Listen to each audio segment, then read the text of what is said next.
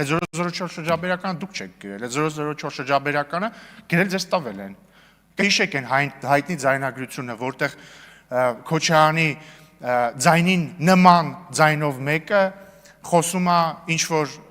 ռուսերեն լեզվով, խոսում է ինչ-որ մեկի հետ ու ասում է, դե 2018 թվականին դուք ինձ ասեցիք,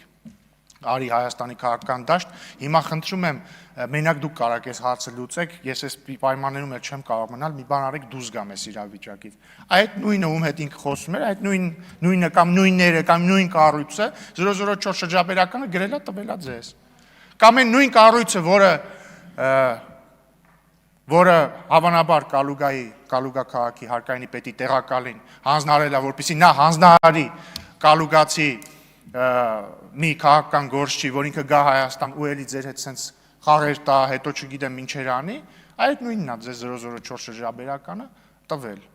Բայց ավարտելով ելույթս ուզում եմ ասել, սիրելի գործընկերներ Հայաստան խմբակցության, որ մյուս գումարման ազգային ժողովում ես ձեզ չեմ կարոտի։